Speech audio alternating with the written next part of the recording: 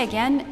You might recognize me from the introductory video, the overall introductory video. My name is Leanne Reagan, and I am the course designer for Module 1. And before we start diving into lots of content for Module 1, which is all about what are ICTs, we really wanted to take a moment to help you take a breath, take some time to really set yourself up for success. And part of that is understanding how do you best learn. Everyone learns in different ways, and we want to encourage you to think about that ahead of time so that you have the best chance of getting the most out of this course possible and doing the best that you can. So you'll see on the video that there's a link. At that link you'll find a series of 7 questions to fill in, and it's not a test. It's basically meant for you to think about, again, how do you learn best? How can you set yourself up to make the best use of your time and come away from this Mooc thinking, that was a really good use of my time, I learned a lot, and I got a chance to practice and start using some ICTs. Question number 1, what do you want to learn? Why did you sign up for this Mooc? What's making you curious? What is it that you want to spend your time on? We want you to take charge of your learning and really be proactive. So in the form that you fill out with the link on the screen there, really think about what is it that you want to learn. What questions do you have? What are you curious about? And also, what do you want to do with your learning? Question number 2 is about your learning space. Some people learn best in really loud environments with lots going on and people around and maybe bright colors and all sorts of things happening at the same time. And some people learn best in very quiet, serene, calm environments where there's not much else happening. And there's lots of people that learn in environments in between. So we want you to think about, for you to get the best out of this course, what is the learning environment that's best suited to you, and how can you seek out that environment when you're doing this Mooc? Question number 3 is, what do you need to do in terms of technology to set yourself up for success? This course requires regular access to the internet and high-speed internet, preferably, and also a good working computer or a laptop or a tablet or a desktop. So is there anything that you need to do ahead of time to make sure that you've got your internet access and your computer access in place?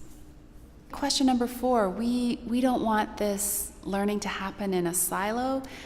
We want you involved and engaged with your learning and helping to extend and apply it in your community, regardless of whether that community is a formal classroom or an informal space.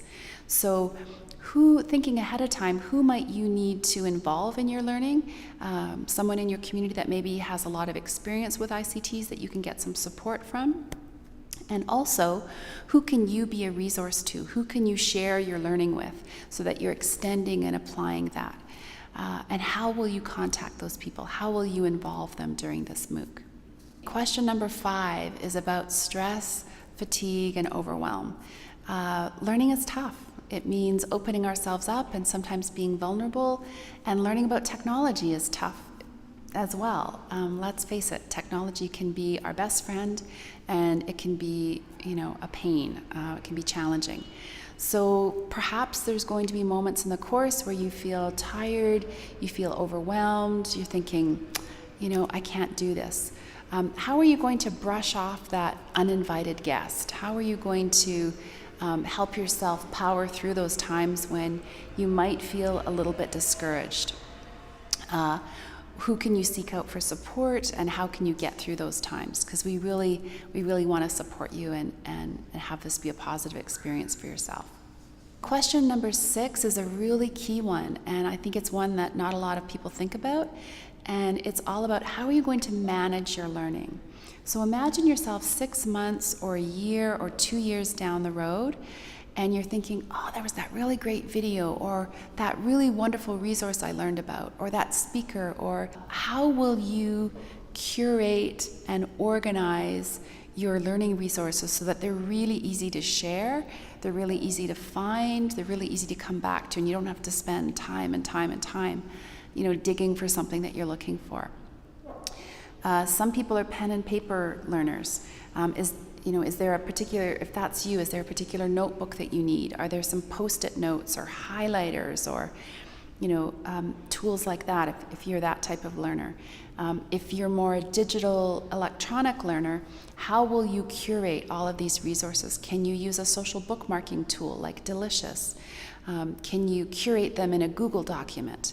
You may or may not know what that means yet, but don't worry if you don't. We're going to be introducing you to those tools. What we really want you to think about, though, is how to organize your learning. It doesn't matter if it's on pen and paper or electronic. We want you to be proactive and think about how can you get that organized now so that you feel able to continue on with your learning and find those resources when you need them. Okay, and question number 7 is all about timing.